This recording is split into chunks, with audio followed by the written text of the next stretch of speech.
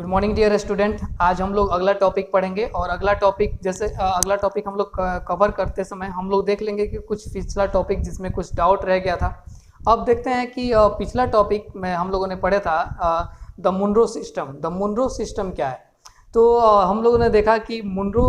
Thomas Munro एक governor general थे मद्रास के, और उन्होंने ही the Munro system policy launch की थी। तो मुनरो सिस्टम पॉलिसी में क्या था कि वैसे अब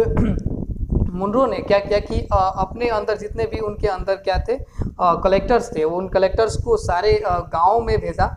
और गांव में ये पता करने के लिए भेजा कि किस व्यक्ति के पास कितना खेती है, ठीक है, और उसको रिटन में लिख करके लाने के लिए बोला। तो इन सारी चीज़ों को वो उनके कलेक्टर्स जो थे वो लिख करके लाए, और लिख करके लाने के बाद मुनरो ने एक पॉलिसी लॉन्च की, और उस पॉलिसी में था कि जिस व्यक्ति के पास भी जितना खेती है उसी हिसाब से, उसकी खेती के हिसाब से उसमें क्या किया जाए, उस पर टैक्स लगाया जाए, उस पर रिवेन्यू लगाया जाए, ठीक है। तो इससे क्या हुआ कि कुछ कुछ लोगों को राहत मिली, और कुछ लोग जो थे वो फिर भी अभी भी समस्या में थे, ठीक है, क्योंकि यहाँ पे जो कंपनी थी वो कंपनी अपने सिर्फ और सिर्फ फायदे के बारे में सोच रही थी, ठीक है। तो ये एक तरह का मुनरो पॉलिसी था, जो कि मतलब कि ये भी पॉलिसी जो है एक तरह से फेल कर गया था, ठीक है। परमानेंट सेटलमेंट जो पॉलिसी थी वो भी फेल कर गई, द मुनरो पॉलिसी थी वो भी फेल कर गई, ठीक है। कंपनी चाहती थी कि एक कंप्लीट मुनाफा हो, मतलब कि एक उनको मतलब चारों तरफ से मतलब सिर्फ और सिर्फ उनको क्या मिले, फायदा ही मिले, ठीक है। तो इसी क्रम में हम लोग अगला टॉपिक देखते हैं। अगला टॉपिक है क्रॉप्स फॉर यूरोप,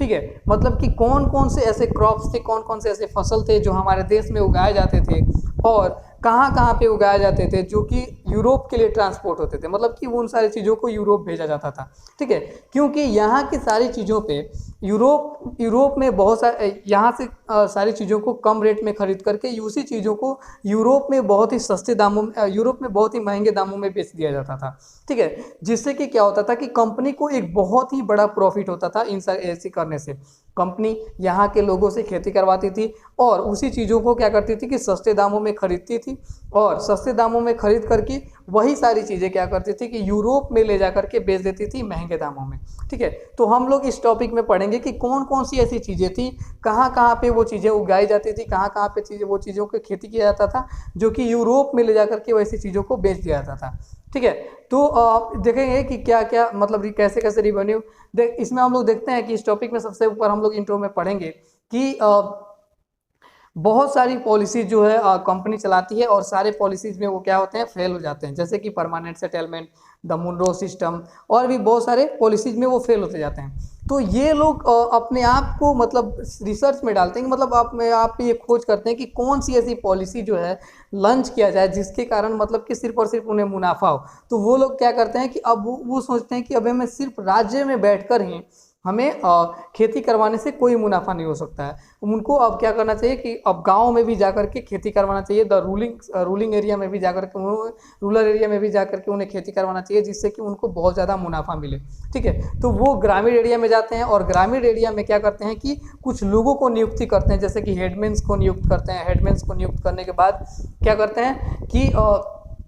सारे हेडमेन्स को ये निर्देश देते हैं कि सभी व्यक्तियों के पास खेती का पता कर सके, और खेती का पता चलने के बाद क्या होता है कि उसमें वो चीज़ों की खेती करवाते हैं, ठीक है। अब हम लोग देखते हैं कि यहाँ पे कौन कौन सी चीज़ों की खेती होती है, ठीक है। तो सबसे पहले हम लोग देखेंगे कि यहाँ पे ओपियम और इंडिगो की सबसे ज़्यादा खेती होती है। ओपियम यानी कि अफीम, और इंडिगो यानी कि नील यानी कि वही नील जो कि पहले के लोग जो हैं वो कपड़ों में उसका डाई करते, कपड़ों को उससे डाई करते थे, जिससे कि कपड़ा थोड़ा सा नीला दिखता था, ठीक है। अब इस चीज़ों की खेती यहाँ पे सबसे ज़्यादा होती थी, क्योंकि उस समय तक ये हम लोग बात कर रहे हैं कि सबसे पहले हम लोग देख लेंगे कि किस जगह पे कौन सी चीज़ों की सबसे ज़्यादा उपज होती थी, ठीक है। आपके बुक में भी ये चीज़ें दी हुई हैं कि किस जगह पे कौन सी फसलों की सबसे ज़्यादा उपज होती थी। तो सब लोग इस चीज़ को नोट कर लेंगे, सब लोग इस चीज़ को अपने बुक में पढ़ लेंगे, और उसके बाद अपने नोटबुक में भी लिख लेंगे कि किस चीज़ की खेती सबसे ज़्यादा और कहाँ पर होती थी, ठीक है। तो इसी क्रम में हम लोग देखते हैं बंगाल में होती थी सबसे ज़्यादा जूट की खेती होती थी, असम में टी की खेती होती थी, उत्तर प्रदेश में शुगर केन होता था सबसे ज़्यादा, पंजाब में होता था वीट गेहूँ,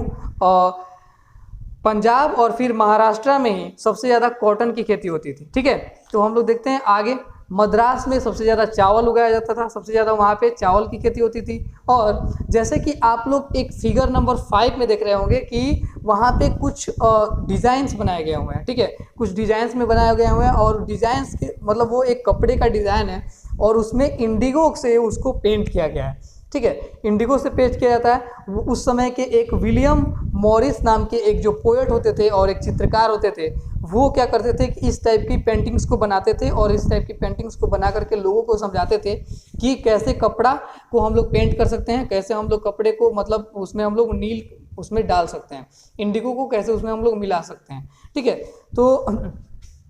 क्या है कि जो था अब हम लोग देखेंगे कि सबसे ज़्यादा अंग्रेज जो कंपनी जो थी वो क्यों चाहती थी कि सबसे ज़्यादा मतलब इंडिगो की खेती भारत में हो। तो हम लोगों ने पहले ही देख लिया है इस वीडियो में कि सबसे ज़्यादा इसलिए चाहते थे क्योंकि इंडिगो का डिमांड जो था यूरोप में सबसे ज़्यादा था, ठीक है, यूरोप में अफीम का और इंडिगो का डिमांड सबसे ज़्यादा था, ठीक है, और डिमांड ज़्यादा था इसलिए क्या करते थे लोग यहाँ पे वो लोग कंपनी खेती करवाती थी इन सारी चीज़ों को और सस्ते दामों पे खरीद करके वहाँ पर बेचती थी, ठीक है। अब जब देखिए क्या होता था कि यहाँ पे जितने भी लोगों से खेती कराती थी और सस्ते दामों में खरीदती थी, लेकिन कंपनी क्या करती थी कि इस पे अपना टैक्स लगा करके यूरोप में भेजती थी। तो यूरोप के बहुत सारे लोग जो होते थे कि वो इंडिगो को नहीं खरीद सकते थे क्योंकि ये बहुत महंगा होता था। तो जब सभी लोग नहीं खरीद सकते थे तो इससे क्या होता था कि बहुत सारे लोगों तक क्या होता था कि इंडिगो नहीं पहुंच पाता था, ठीक है। तो मतलब कि ये भी रीज़न था कि ये बहुत ज़्यादा महंगा होता था जिसके कारण बहुत सारे लोगों तक नहीं पहुंच पाता था और बहुत ही कम मात्रा में यहाँ पे खेती भारत में उगाया जाता था। एक ये भी रीज़न था जिसके कारण क्या होता था कि मतलब वहाँ पे पहुँच नहीं पाता था। और तीसरा रीज़न था कि प्राइस इसका बहुत हाई था, इसका दाम जो था इंडिगो का बहुत हाई था, इसके लिए नहीं पहुँच पाता था। तो यूरोपियंस ने क्या किया, वहाँ पे एक चीज़ का निर्माण किया, वो खेती किया जिससे कि मतलब सेम कुछ हद तक इंडिगो जैसा वो मिलता था, मतलब कि नील जैसा होता था, ठीक है। वो था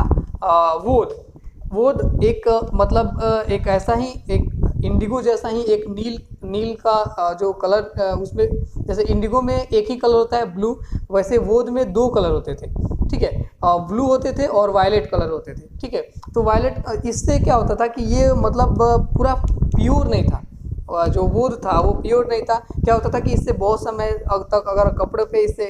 पे इसको डाई किया जाता था तो ये कपड़े क्या होते थे कि बहुत समय के बाद क्या होते थे कपड़े खराब हो जाते थे, इसलिए इसका बहुत ही कम यूज होता था, ठीक है। और वोद के जितने भी कल्टीवेटर्स थे, जितने भी वहाँ के मतलब फार्मर्स थे जो वोद लगाते थे, उन्होंने क्या किया कि जब ये इंडिगो पहुंचने लगा यूरोप में तो यूरोपियन गवर्नमेंट से उन्होंने क्या कहा कि यूरोपियन गवर्नमेंट से कहा कि अब हमारी जो खेती है, हम जो वोद की खेती करते हैं, ये इससे क्या हो रही है कि बहुत नुकसान में जा रही है। तो इससे क्या करना है कि अब हमको इसको इंडिगो को बंद कर देना चाहिए, बैन कर देना चाहिए। तो यूरोप के गवर्नमेंट ने कुछ समय के लिए इंडिगो को बैन कर दिया था, ठीक है। लेकिन जो डायर्स थे, जो कपड़ों पे डाई करते थे, ठीक है, वो अगर अच्छे कपड़े की डाई के लिए सिर्फ और सिर्फ सजेस्ट करते थे क्या कि सिर्फ और सिर्फ इंडिगो का ही यूज किया जाए, ठीक है। तो ऐसे में इंडिगो बहुत ही फेमस हुआ, ठीक है। और इंडिगो को फिर से क्या किया कि वहाँ के सरकार, यूरोप के सरकार ने क्या किया कि अलाउ कर दिया और उसका इंपोर्ट और एक्सपोर्ट होने लगा इंडिया से, ठीक है। तो बैन फ्री कर दिया गया, ठीक है। अब हम लोग इसी इंडिगो के बारे में हम लोग देखेंगे दूसरे चैप्टर में कि इंडिगो और किस किस चीज़ों से बहुत ज़्यादा फेमस रहा। तब तक के लिए हम लोग मिलते हैं और जो भी प्रॉब्लम्स होगा उसको आप लोग अपने कॉपी में लिखेंगे और लिखने के बाद पूछ लेंगे। Okay, see you guys.